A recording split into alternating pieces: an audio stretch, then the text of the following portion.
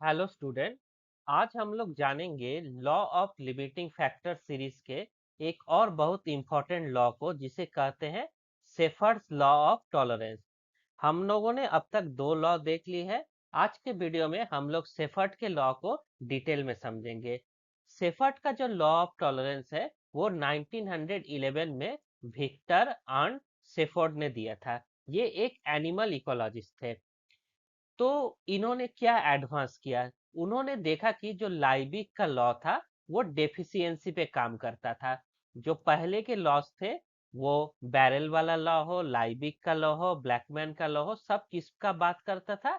Minimum limitation. वो लोग क्या कहते हैं, कमी की बात करते थे। तो वो हर चीज बताते थे कि जो ग्रोथ है, डेवलपमेंट है, डिस्ट्रीब्यूशन है, वो जो सबसे छोटा फैक्टर होता है, जो सबसे कम एनवायरमेंट में होता है, वो डिसाइड करता है। लेकिन सेफर्ट का एक अपना व्यू था। तो सेफर्ट क्या कहे कि रियल वर्ल्ड में एक्सेस अगर कोई चीज ज्यादा भी हो तो वो भी आपके ग्रोथ को, डेवलपमेंट को, डिस्ट्रीब्यूशन को लिमिट करते हैं। तो इन्होंने डेफिशिएंसी, कमी को तो माना ही जैसे पहले के वैज्ञानिक मानते थे। इन्होंने एक्सेस को भी कहा कि एक्सेस भी क्या हो सकता है, किसी जीव के लिए खतरनाक होता है। तो इन्होंने बताया कि सक्सेस सिर्फ रिसोर्स पर नहीं बल्कि एनवायरमेंट फैक्टर के रेंज पर डिपेंड करती है, कि वो कम है, थोड़ा है, उससे ज्यादा है या बहुत ज्यादा है। तो सेफर्ट का लॉ क्या करता है? तो सेफर्ट का लॉ क्या करता है, किसी भी स्पीसीज का डिस्ट्रीब्यूशन वो कितने एरिया पे है और एबंडेंस कितनी मात्रा में वो है, ये किससे तय होता है? उस स्पीसीज के आसपास के एनवायरमेंटल फैक्टर से तय होता है। वो एनवायरमेंटल फैक्टर डिसाइड करते हैं। क्या डिसाइड करते हैं? और जो वो एनवायरमेंट फैक्टर होता है उसका एक रेंज होता है। एक मिनिमम लिमिट होता है, एक ऑप्टिमल रेंज होता है और एक मैक्सिमम लिमिट होता है। इसी लिमिट के अंदर वो जीव रहता है और ग्रो करता है। तो सेफर्ट का लॉ क्या कह रहा है, फिर से समझते हैं। तो सेफर्ट के हिसाब से किसी भी स्पीसीज का डिस्ट्रीब्यूशन और एबंडेंस उन एनवायरमेंटल फैक्टर से डिसाइड होता है जो जिनके लिए ऑर्गेनिज्म की एक टॉलरेंस रेंज होगी। एक सबसे नैरो छोटी रेंज होगी और हर फैक्टर की एक मिनिमम लिमिट होता है। अगर वो उससे कम हो तो जीव नहीं जी सकता, और एक मैक्सिमम लिमिट भी होगा, उससे आगे भी वो नहीं जी सकता। और बीच में क्या होता है, एक ऑप्टिमम रेंज होता है जिसमें वो सबसे अच्छा ग्रो करता है। तो बच्चों इसको इस ग्राफ से उन्होंने समझाया। इसको क्या कहते हैं? Bell shape. बेल मतलब घंटी जैसा ग्राफ है। तो जरा इस टॉलरेंस ग्राफ को आप लोग ध्यान से देखिए। तो ये इकोलॉजी का सबसे आइकॉनिक ग्राफ है। इसमें एक रेंज दिखाया गया है, लिखा है ऑप्टिमम रेंज। इसको स्वीट स्पॉट कहते हैं। यहाँ ऑर्गेनिज्म सबसे खुश है, उसका मैक्सिमम परफॉर्मेंस है, ग्रोथ, रिप्रोडक्शन, खाना पीना सब कुछ इसमें हो रहा है। एक क्या दिखाया गया है, जोन ऑफ फिजिकल ट्रेस। इस ग्राफ के राइट और लेफ्ट दोनों तरफ क्या है, जोन ऑफ फिजिकल ट्रेस। ये ऑप्टिमम के दोनों तरफ है। यहाँ क्या है, थोड़ा कम है, यहाँ क्या है, थोड़ा ज्यादा है। मान लीजिए जैसे मौसम की बात किया जाए तो हम लोग सबसे अच्छा काम कम करते हैं जब मौसम अच्छा होता है। जैसे ही बहुत ज्यादा ठंडी पड़ जाती है हमारी एक्टिविटी क्या हो जाती है, कम हो जाती है। या बहुत ज्यादा गर्मी 40-45 डिग्री हो तो हम लोग की एक्टिविटी, सारा खाना पीना सब कुछ कम हो जाता है। और एक नॉर्मल टेम्परेचर होता है जो बरसात के बाद आता है, अगस्त सितंबर अक्टूबर, जहाँ सब कुछ अच्छा लगता है, हमारी एक्टिविटी भी बेस्ट होती है। तो मान लीजिए अगर कम हो जा रहा है, बहुत ज्यादा ठंडा है तो वो भी हमारे लिए खराब है, और बहुत ज्यादा गर्मी भी हमारे लिए खराब है। तो जोन ऑफ जो फिजिकल ट्रेस है वो क्या है, वो ऑप्टिमम जो सबसे बेस्ट कंडीशन है उसके दोनों तरफ थोड़ा ठंडा या थोड़ा गर्म है। यहाँ ऑर्गेनिज्म जिंदा तो रहेंगे पर उसकी फिटनेस और परफॉर्मेंस क्या हो जाएगी, कम हो जाएगी। आप लोग खुद ये महसूस कर सकते हैं। उसके बाद आता है जोन ऑफ इंटॉलरेंस। अब मान लीजिए आप किसी ऐसे जगह पे चले जाए जहां पूरी बर्फ जमी है, जहां -30-40 है, जैसे कुछ लद्दाख के एरिया है, एंटार्क्टिका में चले जाइए, नॉर्थ पोल में चले जाइए। तो वहां क्या होगा, वहां आदमी सरवाइव भी नहीं कर सकता, वहां की बायोडाइवर्सिटी बहुत कम होती है। तो वहां डोथ होगा, तो वो क्या है, जोन ऑफ इंटॉलरेंस। ऐसे ही आप पूरे रेगिस्तान में चले जाइए, वहां रेगिस्तानी कुछ पौधों को छोड़ के आपको कोई जीव नहीं दिखेगा, कुछ छोटे जीव हो सकते हैं, जो वहां सर्वाइव करते हैं, बाकी नॉर्मल के लिए वो डेथ जोन है। तो ये कौन सा जोन हो गया? Zone of intolerance. इसी आधार पर एक और कॉन्सेप्ट आता है जो एग्जाम पॉइंट ऑफ व्यू से बहुत इंपॉर्टेंट है, स्टेनो और यूरो। ये काफी जगह यूज होगा, तो छोटा सा हम लोग समझेंगे, आगे डिटेल में बात करेंगे। तो हर स्पीसीज का कार्य बच्चों अलग अलग होता है। एक होता है स्टेनोटॉपिक। स्टेनोटॉपिक का मतलब क्या होता है? वो ऑर्गेनिज्म जिनकी टॉलरेंस रेंज बहुत नैरो होती है, इनको स्पेशलिस्ट भी कहते हैं। जैसे मान लीजिए कोई है जो थोड़ी भी गर्मी हो जाए परेशान हो जाए, थोड़ी ठंडी हो जाए परेशान हो जाए, बारिश हो जाए परेशान हो जाए, उसको बहुत दिक्कत होता है, सर्दी जुकाम होता है, तो वो क्या है? स्टेनोटॉपिक है। और दूसरा है यूरोटॉपिक या यूरी टॉपिक, जो वाइड रेंज बर्दाश्त कर सकता है। जैसे कुछ लोग होते हैं वो ठंडी गर्मी बरसात तो उनको कोई फर्क नहीं पड़ता, ना उनको सर्दी जुकाम होता है। तो बच्चों एग्जाम में याद रखना है टेम्परेचर के लिए क्या यूज होता है, स्टेनोथर्मल और यूरी थर्मल टर्म का यूज करते हैं। तो बच्चों इसको आगे और डिटेल्स में जानेंगे। तो यहाँ समराइज क्या कर रहा है शेफर्ड्स लॉ, कि हमें सिखाता है कि लाइफ एक फाइन बैलेंस है। ये बिल्कुल आपके चाय या कॉफी जैसा है। अगर चीनी कम हो तो फीकी लगती है, जो लाइबिक्स मिनिमम था, और अगर चीनी बहुत ज्यादा हो जाए तो पीने लायक नहीं रहती। ये शेफर्ड का मैक्सिमम है। तो शेफर्ड ने क्या बताया कि नेचर हमेशा मिडिल पाथ पसंद करता है। तो बच्चों क्या आपने कभी सोचा है कि जब आप एसी में बैठते हैं तो एसी मैक्सिमम 24 डिग्री सेंटी पर ही क्यों अच्छा लगता है? मान लीजिए वो 16 डिग्री हो जाएगा तो क्या होगा? ठंड लगने लगती है। और 32 डिग्री हो जाए तो बहुत पसीना आएगा। तो हमारे लाइफ की तरह हर ऑर्गेनिज्म का अपना एक कंफर्ट जोन होता है, जिसमें हम लोग सबसे अच्छा फील करते हैं, अच्छा ग्रो करते हैं।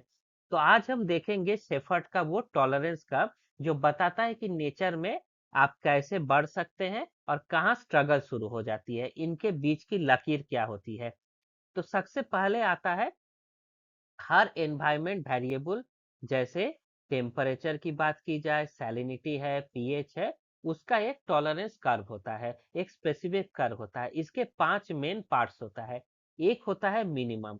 मिनिमम क्या है? ये सर्वाइवल का लिमिट है, इनके बाहर जाने से क्या हो जाएगा? डेथ होगा। तो लिमिट के बाहर आप जाएंगे तो क्या हो जाएगा? डेथ हो जाएगा। फिर क्या होता है? एक जोन ऑफ फिजियोलॉजिकल ट्रेस होता है।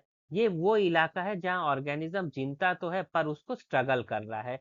यहाँ रिप्रोडक्शन कम हो जाएगा और ग्रोथ भी क्या हो जाएगी? कम हो जाएगी, पॉपुलेशन डेंसिटी कम हो जाएगी। एक तो मिनिमम हो गया जहाँ लोअर लिमिट ऑफ सर्वाइवल है, और एक जोन क्या होगा? जोन ऑफ फिजिकल स्ट्रेस हो जाएगा। तो बच्चों इसके बाद क्या आता है? एक ऑप्टिमम रेंज। ऑप्टिमम रेंज में क्या होगा? मैक्सिमम ग्रोथ और रिप्रोडक्शन होगा। ये कर्व का जो सबसे ऊंचा हिस्सा है उसको दिखाता है। कभी कभी एग्जाम में कर्व देके पूछा जा सकता है, तो इसीलिए बता रहे हैं। तो यहाँ कंडीशन क्या होती है? आइडियल होती है, मैक्सिमम ग्रोथ, हाई एबंडेंस और परफेक्ट रिप्रोडक्शन। तो ये जो ऑप्टिमम रेंज के इसके अगले भी आगे क्या होता है? Zone of physiological trace. इसके आगे भी ट्रेस है, इसके एक साइड में भी ट्रेस है। और एक होता है मैक्सिमम। ये अपर लिमिट ऑफ सर्वाइवल है, जहां मिनिमम और मैक्सिमम से भी ज्यादा है।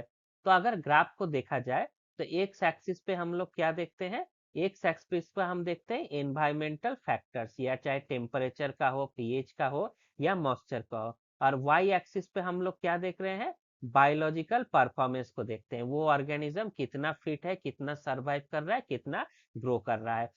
कर्व हमेशा कैसा होता है बच्चों? पूछा जा सकता है शेफर्ड लॉ का कर्व कैसा है, तो बेल शेप होता है। एक शेप एनवायरमेंट है, वाई शेप परफॉर्मेंस को दिखाता है, और पीक क्या दिखाता है? ऑप्टिमम परफॉर्मेंस को। तो ये सब ग्राफ से बच्चों सवाल आता है। तो इसका हम जो हम बात कर रहे हैं, एक मैक्सिमम पोटेंशियल है, एक मिनिमम, और एक एक के बाद ग्रोथ नहीं होगा। तो इनको क्या कहते हैं? थ्रेशोल्ड कहते हैं। एक थ्रेशोल्ड है, इसके बाद क्या है? ये सब थ्रेशोल्ड कहा जाता है, कि इसके बाद जाएगा तो ग्रोथ क्या होगा? रुक जाएगा। यहाँ दिखा रहा है कि यहाँ तक सब कुछ ठीक है, इसके बाहर क्या है? थ्रेशोल्ड है। तो बच्चों यहाँ हम लोग क्या देख रहे हैं? Zone of intolerance. इसको क्या कहते हैं? Critical minimum. जो ये वाला पोर्शन दिखा रहा है, ये क्या है? Critical minimum. यहाँ क्या है? बहुत ही कम स्पीसीज देखेंगे। इससे आगे क्या आ जा रहा है? Zone of physiological stress. यहाँ है तो लेकिन वो जीने के लिए स्ट्रगल कर रहे हैं। बीज वाला ग्रीन वाला क्या है, ऑप्टिमम रेंज है। जो ऑरेंज वाला एरिया है क्या है, वो फिर से जोन ऑफ फिजिकल स्ट्रेस वाला आ गया। वो जीव तो है लेकिन वो स्ट्रगल कर रहे हैं। और अंत में क्या इधर आ जाए, फिर से जोन ऑफ इंटॉलरेंस। यहाँ इंटॉलरेंस इसलिए है कि रिसोर्स मिनिमम है, और यहाँ इंटॉलरेंस इसलिए है कि रिसोर्स बहुत ज्यादा है। तो मान लीजिए कोई पानी है जहाँ बहुत कम ऑक्सीजन है, वहां सर्वाइवल मुश्किल हो जाएगा। और कहीं ऐसा पानी है जहां बहुत ज्यादा सॉल्ट हो गया है, तो वहां भी मुश्किल हो जाएगा जीना। तो सेफर्ट का जो ये कर्व है सिर्फ ये ड्राइंग नहीं है बल्कि नेचर का मैप है। ये एक्सप्लेन क्या करता है, हैबिट प्रेफरेंस। क्योंकि कुछ मछलियां सिर्फ साफ पानी में मिलती है और कुछ गंदे पानी में, तो ये इनका रेंज ऑफ टॉलरेंस दिखाता है। दूसरा क्या दिखा रहा है, जोनेशन पैटर्न। पहाड़ों पर ये समुंदर के किनारे अलग अलग लेयर बनती है, वो उतनी ही टॉलरेंस है। जब पहाड़ के नीचे वाले पौधे अलग होते हैं, ऊपर पहाड़ में चढ़ते जाए उन पौधे का अलग पौधे आपको अलग स्पीसीज दिखेंगे। उसी तरह पानी में गहराई वाले अलग होते हैं और तैरने वाले अलग होते हैं। एक और कॉन्सेप्ट आता है इकोलॉजिकल एम्पलीट्यूड का। किसी स्पीसीज की वो क्षमता, एम्पलीट्यूड कितनी है कि वो कर्व की वेट तय करे। मान लीजिए कोई स्पीसीज है, वो यहाँ से यहाँ तक मिलेगा। दूसरी स्पीसीज हो सकता है यहाँ से यहाँ मिले, तीसरी स्पीसीज यहाँ से यहाँ मिले। ये उसका क्या है, एम्पलीट्यूड, यानी उसको सहन करने की क्षमता। एक और चीज होता है बच्चों, स्पीसीज वेरिएबिलिटी। जैसे हम लोग बात किए थे स्टेनो और ह्यूरी। तो बच्चों स्टेनो क्या है, फिर से बता रहे हैं, जो कम नैरो होते हैं, पतले जगह मतलब कम ही फैक्टर्स को झेल सकते हैं। ये स्पेशलाइज्ड नहीं होते हैं थोड़ा। और यूरी क्या होते हैं, ये स्पेशलाइज्ड होते हैं, ये वाइड रेंज को झेल सकते हैं। इनका कर्व बहुत वाइड होता है, ये जेनरलाइज्ड है और हर मौसम में फिट या सरवाइव करते हैं। तो बच्चों इकोलॉजिकल एम्पलीट्यूड बहुत इंपॉर्टेंट है, इसलिए इस कंसेप्ट को हम लोग और थोड़ा डिटेल में समझेंगे। सबसे पहले एक टर्म समझिए, इकोलॉजिकल एम्पलीट्यूड। इसका मतलब है कि कोई ऑर्गेनिज्म इन्वायरमेंटल फैक्टर्स के कितने बड़े बदलाव यानी रेंज को टॉलरेट कर सकता है। मान लीजिए आप गर्मी झेल लेते हैं लेकिन ठंडी में आपको दिक्कत होता है। कोई ऑर्गेनिज्म गर्मी ठंडी दोनों झेल लेता है, बरसात में दिक्कत होता है। और मान लीजिए कोई ऐसा ऑर्गेनिज्म है जिसको मौसम से फर्क ही नहीं पड़ता, तो इसी चीज को हम लोग क्या कहते हैं, एम्पलीट्यूड कहते हैं। और बच्चों इस एम्पलीट्यूड के बेस पर हमने ऑर्गेनिज्म को दो ग्रुप में कैटेगरी किया है। एक होते हैं यूरीटॉपिक स्पीसीज, इसको जेनरलिस्ट भी कहते हैं। ये ऑलराउंडर है जिनकी टॉलरेंस रेंज क्या होती है, बहुत बड़ी होती है, ब्रॉड टॉलरेंस है। और ये इनकी जियोग्राफिक डिस्ट्रीब्यूशन बहुत वाइड होती है। आप लोग सुने होंगे कुछ पौधे सारे जगह मिलते हैं, ये कैसे पौधे हैं, यूरीटॉपिक। इनकी जो जियोग्राफिक डिस्ट्रीब्यूशन है ज्यादा क्यों होती है, क्योंकि ये हर मौसम बर्दाश्त कर सकते हैं। इसका एग्जाम्पल है कॉमन रकून, यहाँ दिखाया जा रहा है। और कुछ मछलियां होती है। एक मछली होती है कॉमन कार्प, ये 5 डिग्री से 35 डिग्री तक कहीं भी तैर सकती है। इन्हें हम यूरी थर्मल भी करते हैं। ऐसे कई और स्पीसीज है, तो ये दोनों इंपॉर्टेंट है तो इसलिए बताया गया। अगला बात किया जाए स्टेनोटॉपिक स्पीसीज की, तो ये उल्टे हैं। ये क्या होते हैं, इनकी नैरो टॉलरेंस रेंज होती है, इनको सेंसिटिव ऑर्गेनिज्म भी हम लोग कहते हैं। ये थोड़ा सा भी बदलाव बर्दाश्त नहीं कर सकते और इनकी डिस्ट्रीब्यूशन क्या होती है, बहुत नैरो होती है। ये खास जगह पे भी पाई जाती है। इसका उदाहरण क्या है, एंटार्क्टिका की आइस फिश, जो खाली एंटार्क्टिका में ही पाई जाती है और कहीं नहीं पाई जाती है। थोड़ा सा टेम्परेचर बढ़े और ये खत्म। इसमें एक उदाहरण यह है जायंट पांडा का। ये स्टेनोग्राफिक एनिमल कहते हैं, ये सिर्फ बैम्बू को खाते हैं और वही रहते हैं। एक और एग्जाम्पल है डेजर्ट पफिश का, ये भी स्टेनोहेलाइन का एग्जाम्पल है। तो बच्चों ये स्पीसीज क्या है, जैसे यहाँ यूरीथर्मल फिश का उदाहरण दिया गया है, ये 5 से 35 डिग्री रह सकता है। जबकि कुछ स्टेनोथर्मल फिश जैसे एंटार्क्टिका आइस फिश की बात की जाए, ये सिर्फ -2 से +2 डिग्री में ही सरवाइव कर सकता है। तो ये ऐसा डिफरेंस होता है। तो बच्चों ये डिफरेंस कहाँ से आते हैं, तो ये 5 फैक्टर से नियंत्रित होती है। पहला क्या है, जेनेटिक में आपका डीएनए में कितनी फ्लेक्सिबिलिटी है, डीएनए में क्या आपको हर रेंज में रहने का गुण है, अगर है तो आप रह सकते हैं। दूसरा है एज ऑफ ऑर्गेनिज्म। अक्सर यंग और ओल्ड ऑर्गेनिज्म की टॉलरेंस कम होता जाती है, जब भी मौसम बदलता है तो सबसे ज्यादा बीमार बच्चे और बूढ़े लोग पड़ते हैं, तो ये आप लोग आसानी से समझ सकते हैं। तीसरा क्या है, फिजियोलॉजिकल कंडीशन, क्या ऑर्गेनिज्म बीमार है या स्वस्थ है। कोई बीमार आदमी बहुत जल्दी किसी मौसम में बीमार पड़ जाएगा, ज्यादा झेल नहीं पाएगा, जो स्वस्थ है वो झेल लेता है। अगला है एक्लिमेटाइजेशन, धीरे धीरे माहौल के हिसाब से ढलना। कुछ लोग, कुछ पौधे ढल जाते हैं तो वो ज्यादा सरवाइव करते हैं। अगला है इंटरेक्शन विथ अदर फैक्टर्स। तो बच्चों ये बहुत इंपॉर्टेंट है। एक फैक्टर दूसरे को इफेक्ट करता है, जैसे अगर ऑक्सीजन कम है तो मछली की टेम्परेचर टॉलरेंस भी क्या हो जाती है, कम हो जाती है।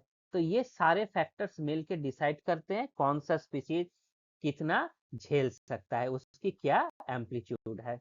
तो बच्चों, क्या आपने कभी ये महसूस किया है कि जब बहुत गर्मी पड़ती है तब तो आप बर्दाश्त कर लेते हैं, पर उस गर्मी के साथ अगर ह्यूमिडिटी यानी चिपचिपापन बढ़ जाए तो हालत खराब हो जाती है। एसी भी में भी अच्छा नहीं लगता है, पूरे कपड़े चिपक जाते हैं। तो हालत कब खराब होती है, जब इकोलॉजी में एक फैक्टर नहीं कई फैक्टर मिलके काम करते हैं। तो आज हम देखेंगे कि शेफर्ड लॉ सिर्फ एक फैक्टर की बात नहीं करता, बल्कि ये बताता है कि कैसे मल्टीपल स्ट्रेसेस मिलके किसी ऑर्गेनिज्म को उसकी ग्रोथ, एबंडेंस, उसकी परफॉर्मेंस को डिसाइड करता है। इसको मल्टी फैक्टर इंटरेक्शन कहते हैं। तो बच्चों, नेचर में कोई भी ऑर्गेनिज्म अकेले नहीं रहता। एक ऑर्गेनिज्म शायद एक फैक्टर तो अच्छे से टॉलरेट कर ले, पर जब दूसरा स्टेट साथ हो जाता है तो टॉलरेंस लेवल उसकी कम हो जाती है। तो बच्चों, यहाँ हम लोग समझते हैं, जैसे हाई टेम्परेचर के साथ अगर लो ह्यूमिडिटी हो जाए तो क्या हो जाता है, सीवियर स्ट्रेस होता है। अकेली गर्मी शायद झेल ली जाती है, पर अगर हवा खुश्क हो जाए तो वो काफी लिथल बन जाता है, हम लोग को बहुत सूखा सूखा महसूस होता है। मान लीजिए वैसे ही कहीं हाई सैलिनिटी हो, बहुत ज्यादा नमक हो उस जगह पे, और टेम्परेचर भी हाई हो, तो पौधे के लिए वो क्या हो जाएगा, लीथल कंडीशन हो जाएगा। तो टॉलरेंस नेचर में हमेशा क्या होते हैं, मल्टीफैक्टोरियल होते हैं। एक प्रॉब्लम दूसरे प्रॉब्लम की इंटेंसिटी बढ़ा देता है। जैसे मान लीजिए आपका एग्जाम भी है और उस समय बहुत गर्मी भी पड़ गई, तो दोनों क्या करेगा, स्ट्रेस को बढ़ा देगा। अगर वही परीक्षा बहुत अच्छे मौसम में है तो आपका परफॉर्मेंस बेटर होगा। तो इसका लाइबिक लॉ के साथ क्या रिश्ता है। तो बच्चों, लाइबिक ने क्या किया था, सिर्फ मिनिमम डेफिशिएंसी के फोकस किया था, जो क्या है सबसे कम है। लेकिन सेफर्ड ने कॉन्सेप्ट को एक्सपेंड किया और बताया है कि एक्सेस भी कभी कभी क्या हो सकता है, ज्यादा होना भी लिमिटिंग होता है। तो फाइनल इसका लॉजिक क्या है, लाइबिग ने हमें स्कार्सिटी मतलब लिमिट दी कि कम से कम से ग्रोथ डिसाइड होता है, और शेफर्ड ने हमको क्या दिया, लाइबिग के नियम को कंप्लीट किया। उन्होंने कहा कम भी खतरनाक है और ज्यादा भी खतरनाक है। तो बच्चों, इसका अगर अल्टीमेट देखा जाए तो नेचर में स्पीसीज डिस्ट्रीब्यूशन जो होता है उसको ये कंट्रोल करता है। कैसे कंट्रोल करता है, temperature tolerance, moisture tolerance, salinity tolerance, pH और न्यूट्रिएंट टॉलरेंस, इन सबको मिलाकर एक स्पीसीज अपना हैबिटेट तय करता है। ये नहीं होगा कि इस हैबिटेट में टेम्परेचर बहुत ज्यादा है, मॉइस्चर कम है या सैलिनिटी कम है। ये रेंज ऑफ कंडीशन होता है। इसका एक क्लासिकल एग्जांपल है कोरल रीफ का।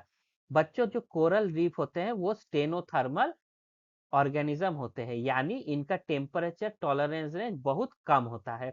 इस वजह से ग्लोबल वार्मिंग होते ही कोरल ब्लीचिंग शुरू हो जाती है, यानी उनका लिमिट क्रॉस हो जाता है। तो ये बहुत अच्छा एग्जाम्पल है, एग्जाम में भी पूछा जाता है, स्टेनोथर्मल का कोरल रीफ है, क्योंकि ये काफी ज्यादा इन्वायरमेंटल फैक्टर से इफेक्ट हो जाता है और इसका रेंज बहुत नैरो होता है। तो बच्चों, सबसे पहले हम लोग लाइबी का लॉ देखे थे, उसके बाद ब्लैकमैन का लॉ देखे, और आज सेफर्ट का लॉ भी देख लिए, उनके बेल कर्व को समझे। पर क्या आप एक सारे चीज को एक साथ हम लोग एक बार रिवाइज करके समझ लेते हैं कि क्या है। तो बच्चों, जो लिमिटिंग फैक्टर्स है वो किससे डिसाइड होता है, एबायोटिक फैक्टर्स और बायोटिक फैक्टर्स से। तो बायोटिक फैक्टर्स और एबायोटिक फैक्टर्स क्या है, एबायोटिक फैक्टर्स नॉन लिविंग होते हैं, जैसे temperature, light, water, oxygen, nutrient, salinity. Biotic factor क्या है, लिविंग है, कंपटीशन, प्रीडेशन, डिजीज और पैरासिटिज्म, ये सब भी ग्रोथ को लिमिट करते हैं। अगर लिमिटेशन कितने टाइप के होते हैं, सिंगल, पुरानी साइंस कहता है कि सिर्फ एक फैक्टर लिमिट होता है, एक वक्त पर एक ही फैक्टर डोमिनेंट होता है। लेकिन मॉडर्न इकोलॉजी क्या कहता है? मल्टीपल लिमिटेशन होता है। मान लीजिए एक मरीन फ्लाइटोफैक्टॉन है जो सिर्फ एक चीज से नहीं बल्कि नाइट्रोजन, फास्फोरस, आयरन सबके कॉम्बिनेशन से लिमिट होता है। इसको हम लोग क्या कहते हैं? को लिमिटेशन कंसेप्ट कहते हैं। मतलब जब दो या दो से ज्यादा फैक्टर मिलकर एक ग्रोथ को कंट्रोल करें। मोर देन वन फैक्टर में स्टिमुलेट और लिमिट ग्रोथ। जैसे प्लांट ग्रोथ बोथ नाइट्रोजन और फास्फोरस दोनों से होता है। जो लोग खेती करते हैं उनको खेत में नाइट्रोजन और फास्फोरस दोनों को डालना होता है।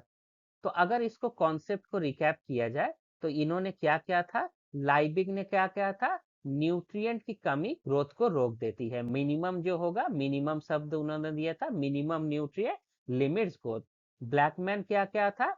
जो स्लोएट फैक्टर लिमिट करेगा। उन्होंने स्पीड की बात की थी, जो धीमा प्रोसेस है वो ग्रोथ को तय करेगा। और टॉलरेंस लॉ क्या कहता है? Range of survival. मतलब कमी पर भी दिक्कत है, ज्यादा पर भी दिखा जाए, एक रेंज होना चाहिए मिनिमम और मैक्सिमम के पे। वही ग्रोथ आपको वो करेगी, ग्रोथ क्या करेगी? कंट्रोल करेगी। और लिमिटिंग फैक्टर क्या है? ये सिस्टम है, कंट्रोल सिस्टम है, जो आपके ग्रोथ डिस्ट्रीब्यूशन सबको रेगुलेट करती है। तो अगर आप एग्जाम हॉल में बैठे हैं तो ये पॉइंट्स हमेशा याद रखना। लाइबी किसको बताता है? न्यूट्रिएंट लिमिटेशन को। ब्लैकमैन रेट को। और लिमिटिंग फैक्टर लीस्ट अवेलेबल और मोस्ट अनफेवरेबल चीजों को बताता है। और नेचर में क्या होता है? फैक्टर्स हमेशा इंटरैक्शन करते हैं। और को लिमिटेशन और मल्टीपल लिमिटेशन का कॉन्सेप्ट आता है। तो बच्चों, लिमिटिंग फैक्टर की ये सीरीज यही कंक्लूड होती है। तो हमने लाइफ में क्या सीखा कि लाइफ में एक फाइन बैलेंस जरूरी है। ये बिल्कुल आपके सक्सेस जैसा है। सिर्फ हार्ड वर्क जैसे ए बायोटिक काफी नहीं है, थोड़ा सा कंपटीशन, बायोटिक फैक्टर और सही फोकस मतलब ऑप्टिमम रेंज भी चाहिए। अगर आपने इन तीनों लॉस को मास्टर कर लिया तो आपके मार्क्स ग्राफ में हमेशा एक्सपोनेंशियल रेंज में, कभी प्लेटू से नीचे नहीं आएगा। तो स्मार्ट प्रिपरेशन करते रहिए और एग्जाम पॉइंट बायोलॉजी के साथ जुड़े रहिए। और बच्चों, वीडियो देख के आपको कैसा लगा जरूर कमेंट पे बताइए। इससे हम लोग को पता चलता है क्या हमारे में कमियां है, तो हम उसको सुधार सकते हैं। या आपको और किस चीज में वीडियो है वो भी आप खुल के बता सकते हैं, उसी हिसाब से हम लोग वीडियो देखेंगे। तो आपको इस वीडियो देखने के लिए बहुत बहुत थैंक। अगले वीडियो में जल्द ही मिलेंगे। Thank you.